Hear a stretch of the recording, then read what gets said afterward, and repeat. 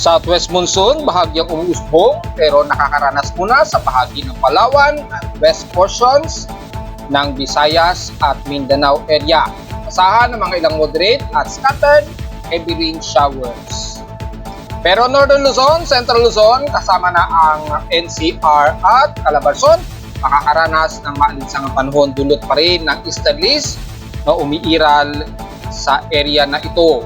At nalalabi ng silangan ng bansa, makakaranas ng humid at katamtamang panahon.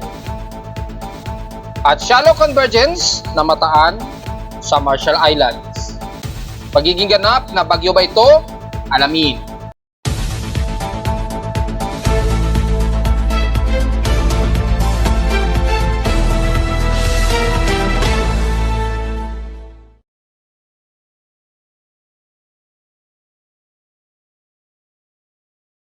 Hello, good morning mga folks. Welcome po muli sa ating daily weather bulletin at analysis para sa araw ng Biyernes, June 14, 2024. Ang oras natin, boss friend, ngayong umaga, ay alas 10:25 o 26 na ng umaga. Patuloy pa rin nakatamtaman ang maaraw, pero overcast ang umiiral pa rin dito sa amin sa Caloocan. So inasahan ng buong Metro Manila at ilang parte ng Calabarzon area. At lalo na sa bahagi ng Central Luzon at Extreme Northern Luzon, mas makakaranas ng maalinsangan at mataas na temperatura ngayong maghapon dahil umiiral po ang ating easterlies at medyo mataas ang high pressure area sa bahagi ng yan, kaya medyo klaro ang himpapuwid at penetrated ang sikat ng araw ngayon sa Extreme Northern Luzon, pababa ng Central, pababa kasama ang Metro Manila at ilang bahagi ng Calabarzon area. Sa ating current conditions, bukod sa overcast and gloomy, haze po tayo. So, manatiling medyo haze ang paligid natin. Ibig sabihin kapag sumisikat ng araw, medyo orange ang halos pula o orange ang makikita niyo sa sikat ng araw. Ganun din sa paglubog niyan, gaya na lamang kahapon at nung isang araw. So, yun po yung epekto ng haze. Partly cloudy ang inaasahan din natin at maaraw. So expected ang mataas ang temperatura o alinsangan ang iiral sa atin sa Kalakhang, Maynila at katabing bayan ito. Sa lowest temperature na natala na weather station, kininang 5:22 AM, nakapagtala kami ng lowest of 28.8 degrees Celsius. Pero kahapon ay nakapagtala kami ng maalinsangang panahon na nasa 34.6 degrees Celsius kahapon ito ng hapon at 1:10 PM. Sabihin, mataas pa rin ang aming heat index at 49.6 degrees Celsius kahapon ito ng kahapon po dito sa amin sa Caloocan. Pagdating naman sa peak extremes in past 24 hours, grabe ang init sa Tugigaraw. Parang dry season pa rin na nasa 37 degrees Celsius. Gaya nga ng ating sinasabi kahapon, asahan po na mas mataas ang temperatura dyan at ganyan din mangyayari ngayong araw dahil mataas po ang high pressure area o ridge na umaabot dyan sa Northern Luzon, kaya klaro ang himpapawid natin, halos blue skies, kaya very penetrated ang tinding sikat ng araw na magdudulot ng mataas na temperatura ngayong maghapon ha. So take note yan mga folks. Yung sinasabing habagat po, mababa pa lamang ito at bandang timog kanluran lamang ito ng bandang Palawan. Medyo umaabot pa. Hindi pa siya masyadong umaabot sa bahagi ng Luzon dahil may high pressure area nga po sa bahagi niyan. Sa lowest temperature naman, sa Baguio City, 19 degrees Celsius po sa kanila. At sa Inulan naman ang bahagi ng Mactan sa Cebu, nakapagtala sila ng at least 28 mm na total rainfall na pinakamataas sa bansa so far. Wala kaming naitalang pag-ulan ngayon. Since kahapon din ay wala kaming naitala, so wala tayong may report na pag-ulan sa amin na naman.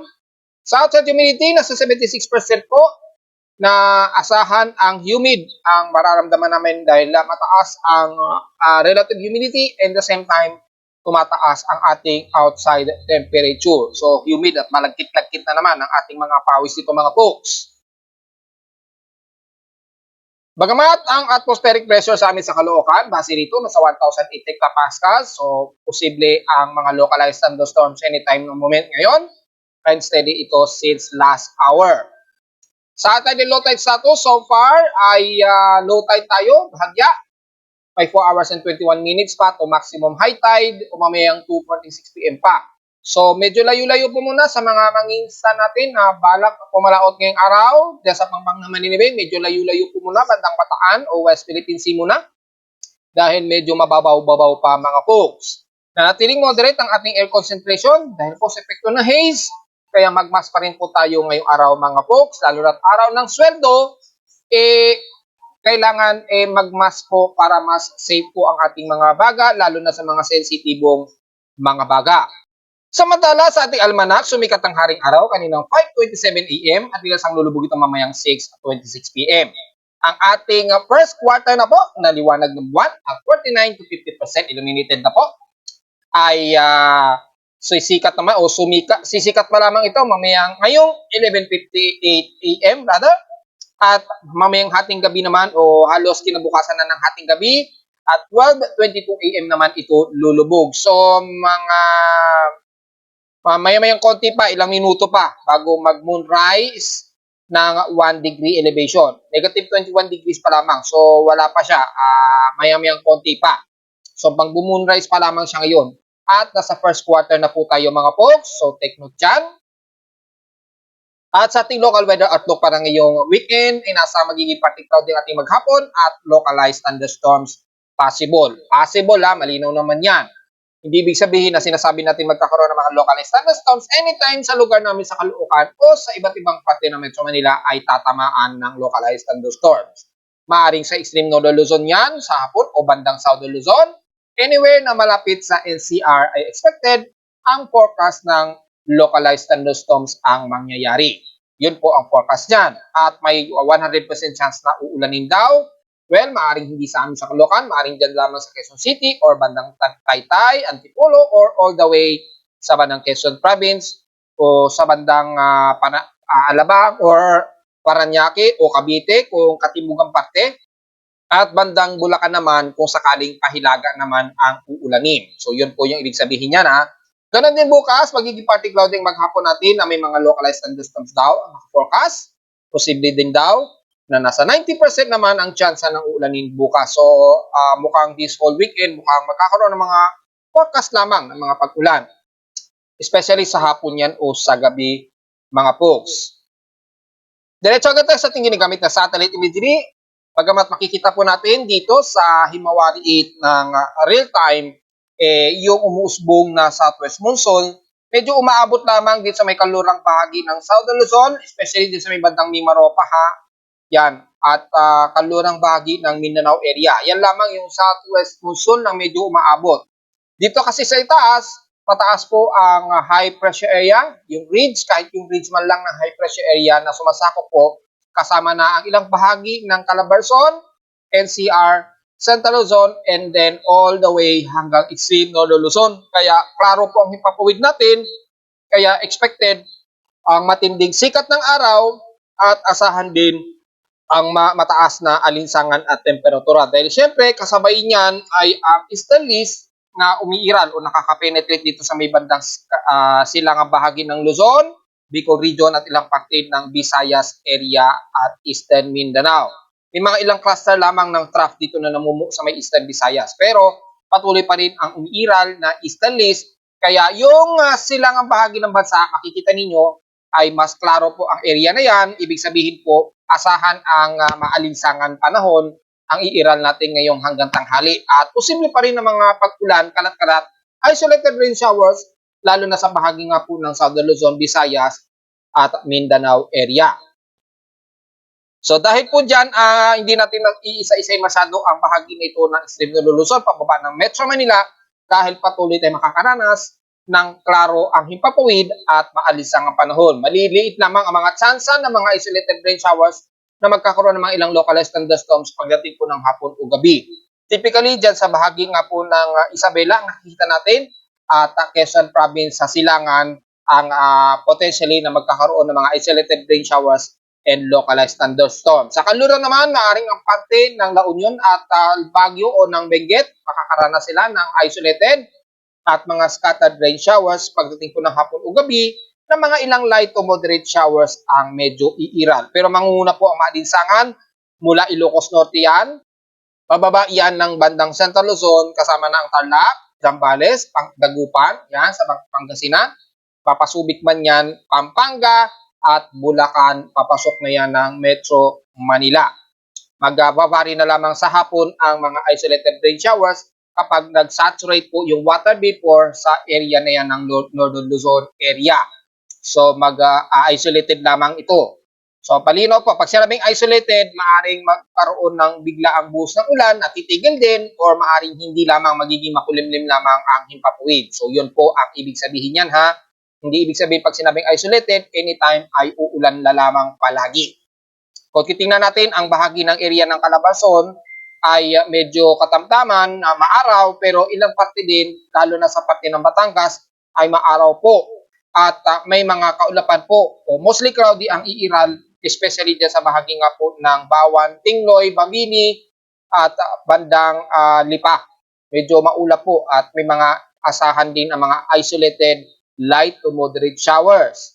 Dahil kung sisilipin natin kung alin ang mga bahagi ng uulanin ng heavy rain showers, ang bahagi nga po ng Mimaropa, mostly ang Mimaropa mula Mindoro, at kanlurang bahagi ng Visayas. So may mga potentially kayo dyan na biglang magkakaroon ng mga ilang moderate and heavy rain showers, pero moderate to heavy rain showers naman ang mas mararamdaman ng mga taga-Palawan, kaya ingat po sa pagbaha at huwag naman sana magkaroon ng magguho ng lupa. Sa mga militarized area natin na nagbabantay sa West Philippine Sea, medyo ingat po dahil malakas po ang pag-ulan dyan ngayong umaga at inaasahang maghapon. Ingat po, lalo na sa Kalayaan Group of Islands. Sa silangan naman ng Bicol Region, pababa na yan ng Eastern Visayas ha. Asahan po ng mga katamtaman na lagay ng panahon at may mga ilang kaulapan at asahan ng mga isolated rain showers pagdating po ng hapon. So expected ang maalinsangang panahon po sa buong bahagi ng Bicol Region ha, hanggang bandang eastern ng Samar Region. Katamtaman din ang lagay ng panahon sa bahagi ng Masbate at ilang the rest ng Tabias Island, Sibuyan, Marinduque, pababa na yan ng Rojas City sa may Panay Island, and the rest ng Central Visayas hanggang Cebu, hanggang Bohol. Isolated rain showers lang din ang iiral pero panandalian lamang naman at hindi masyadong nagtatagal. Dahil ang concentration ng southwest monsoon ay ang bahagi ng karagatan na ito ng silangan ng Palawan and the rest ng Palawan area. Sa kalura naman ng Mindanao, ang Zamboanga Peninsula, dyan sa Siocon, pababa ng Siraway, Sibuco hanggang Zamboanga City, damay na ang isla ng Basilan at Pulusulo ang mas makakaranas ng scattered na mga moderate and heavy rain showers. Pero the rest ng Zamboanga del Norte at Zamboanga del Sur, lalo na sa Dapitan, magiging tamtaman, partly cloudy to mostly cloudy lamang ang iral hanggang Pagadian City. So expected na medyo mataas ang aasahang temperatura anytime. Since areas lamang ng ilang Zamboanga Peninsula, lalo na ng mga taga-Oriqueta, papasok na yan ng bandang BIRMM at Maguindanao, katamtaman at mga ilang partly cloudy ang mas mararanasan. So medyo humid po ang magiging temperatura niya dyan. Lalong maalisangan naman ang medyo mararanasan sa silangang bahagi ng Mindanao hanggang dyan sa bahagi ng Davao Region na makakaranas din ng humid na panahon dahil nga po sa nagsasalubong ang easterlies sa silangan ng Mindanao hanggang sentro nito. So medyo malagkit-lagkit din at mainit ang inyong magiging temperatura. Huwag po masyadong magbibilan sa tinding sikat ng araw. Pero yung forecasted na mga localized thunderstorms sa hapon, mas mararamdaman ng mga taga General Santos City and the rest ng Sorsogon area. So be wary po at ingat po just in case. At dito naman sa bahagi ng Davao City, papasok ng Campos de la Valle, katamtaman at maaraw na maalinsangan po ang iiral sa inyo dyan. Isolated lamang ng ilang light rain showers ang kadalasan na mararamdaman ninyo, mga folks. Pamasahin naman natin ang ating West Pacific Basin dahil may namataan tayo na panibagong anomaly. Bagamat nasa 20% pa lamang ito sa may bandang Marshall Islands at medyo may isang 10% dito, manatili pa ring maliit ito sa ngayon. Yung probability of tropical cyclone prediction o forecast development ay nasa at least 20% pa lamang din mga ito. So babantay natin ito within 55-hour period at na-post ko na yan sa aking Facebook page. Dahil anytime ay posible itong mag-improve at magkaroon ng enhancement mga folks. Samantala sa ating global spectral model ay sa ngayon ay hindi pa natin masyado nakikita yung typical na magtutugma dito sa ating binabantayan sa West Pacific Basin Anomaly. So sa ngayon, wala pa rin tayong inaasahan na sama ng panahon na mabubuo. At kung pagbabase naman natin yung actual rain time ng favorable wind shear ay nasa very favorable state tayo. Nagkakaroon lamang ng counter circulation dito sa itaas na may kasamang high pressure area. So nagkakaroon ng medyo kontra sa development sa bandang Marshall Islands. Pero magdedepende pa rin kung sakali maaari pa rin itong mag-redevelop anytime. At kung babasin naman natin yung convergence, yung development nito ay at least 22%, 22 kilometers per hour rather, ang nakikitaan natin na upward low convection nito. Pero napaka-scattered pa kasi, hindi pa siya medyo pulido yung pinaka-upward low. So maaaring mag-dissolve din yan o mag-embedded sa intertropical convergence zone line na yan. So, wala pa tayong kasiguruhan sa ngayon at yung kontrahangin sa kanya ay mas mataas at more than 60 kilometers per hour yung kontrahangin sa kanya. Well, gaya natin sinasabi, yung counter wind shear sa kanya kasi ay malakas din. Ayan, oh. At medyo nagkakaroon ng vorticity sa area na ito.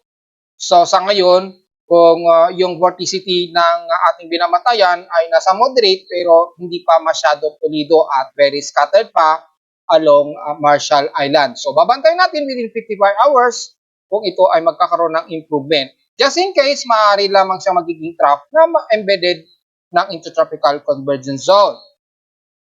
At kung titingnan naman natin sa mga computer model, so far wala rin tayong aasahan pero may mga ilang low pressure area na sumisipot dito ayon kay GFS pero nadidissolve din. Dahil gaya nga natin ating sinasabi, mayroon kasing high pressure area sa may timog silangan ng Japan. Yung ridge nito ay kumukontra po sa any development ng low pressure area sa ibaba. Kasama na din sa may bandang intertropical convergence zone line. So magbabari po yung continuous development niyan. Sa SMWF, ganun din ang pinapakita. Trough lamang ang ipinapakita. Wala pa rin possible development of invest. Kay NABGEM ay ganun din. So, kung pagbabasahin natin yung lakas ng high pressure area dito sa may southeastern Japan, mukhang hindi magkakaroon ng development yung possible anomaly dito na ating nakikita sa may bandang Marshall Islands.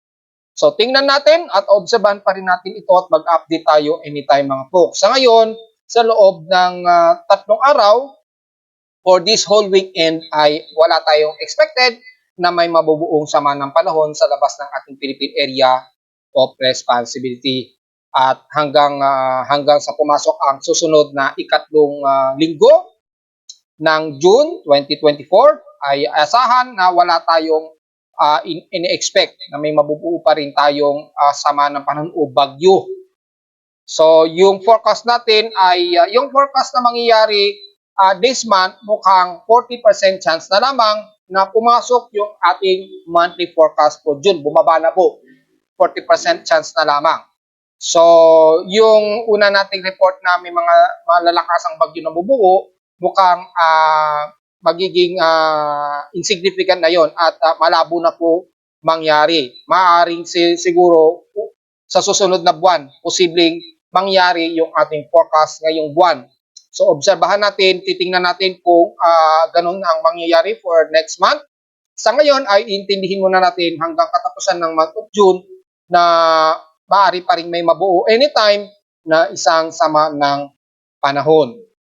At kung pagbabasa naman natin ang General Flood Advisory mula sa Data PhD Pag-asa, makikita sa bahagi nga po ng Mimaropa mula Oriental Mindoro and the rest ng Palawan ay nasa moderate daw na posible itong bahain. Depende yan sa daloy ng southwest monsoon ito dito at sa bahagi naman ng kanluran ng Mindanao ay nakataas daw sa posibleng bahain ang Zamboanga Peninsula. So take note sa mga kababayan natin at kabilang na rin ang BARMM. Posible rin daw na bahain hanggang sa bandang Cotabato. So, take note pa rin yan. At the rest naman, wala namang nakataas na posibleng pagbaha. Sa ulat din doon naman, since 12 a.m. o 12 ng madaling araw kanina, ay nakakadalawa na kagad tayo na magnitude 4.0 pataas ito na naman sa may bahagi na naman ng southeast ng Sarangani. So, banda na naman dito, pero mas malapit-lapit ito ng konti sa isla ng Sarangani. May lalim na 93 km at magnitude 4.9, so almost magnitude 5.0. Medyo malakas-lakas po ito. Naganap ito kaninang 3:43 AM. Yan. At yung isa naman ay dito sa may bandang northeast ng Surigao, sa may Kagwait. At naganap naman ito kaninang madaling araw at 5:45 AM. May lalim na 10 km lamang, so medyo mababaw at magnitude 4.5. So, despite na sa ngayon ay kakaunti pa ang total ng earthquakes ngayong umaga, pero meron agad tayong naitalang dalawang magnitude 4.0 ngayong araw. At kung titingnan natin yung historical earthquake data for the month of June 2024, kung nakakailan na po tayo na magnitude 4.0 pataas, kasi hindi nabibigay ng detalye yan ng mga mainstream media at TV Box kung nakakailan magnitude 4 plus na tayo. Dahil malalaman kasi yung pattern kung mas mataas ang probability na lilindulin. Kung titingnan natin sa ating historical records ng ating monthly historical records, nakaka-total of 19 earthquakes na po tayo na magnitude 4.0 pataas. So medyo marami-rami na kaagad yung magnitude 4.0 pataas. Ang total earthquakes natin for the month of June so far, nasa 541 kaagad. Marami na kaagad ito. 520 dito is magnitude 2.0 pataas at 19 dito ay magnitude 4.0 pataas. Dalawa na po ang ating magnitude 5.0 pataas, which is kung re-recall natin, isa dito sa may Palawan, sa may southeast ng Rojas ng Palawan, magnitude 5.1 ito, at ang isa naman ay medyo malayo-layo ng konti dito sa may southeast ng Balut Island, bagamat bandang Indonesian Peninsula na to, pero sakop pa rin daw sa southeast ng Balut ng Sarangani sa Davao Occidental. Magnitude 5.7 naman ito, medyo mas malakas-lakas ng kaunti. So yun lamang ang dalawang magnitude 5.0 natin at nakaka-19 na po tayo na mahigit magnitude 4.0 pataas. At narito naman ating 3-day weather forecast para sa araw ng weekend ngayong Biyernes, June 14, 2024.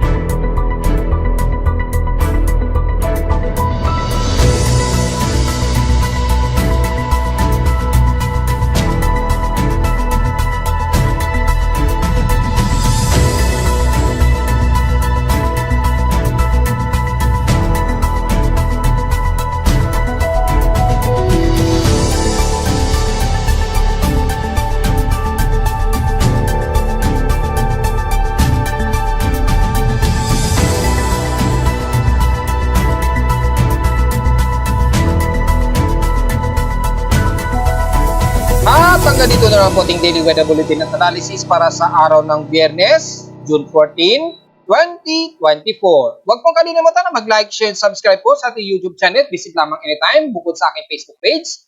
Dito rin sa aking website na www.pimoweather.com para sa mga gustong malaman ang ibang detalye sa ating ulat panahon ngayong araw na typically maalinsangan lang talaga ang mas madalas nating mararamdaman dito sa bahagi ng Luzon area except lamang sa may timog kanluran ng Mimaropa at Visayas at Mindanao. So yun po ang expected natin ngayong araw ha. At visit naman din sa aking website para sa gustong malaman ang real-time dynamic events mula sa aking weather station sa Caloocan at sa data feeds mula sa iba't ibang weather agencies. Maraming salamat po mga folks and happy weekend po sa ating lahat.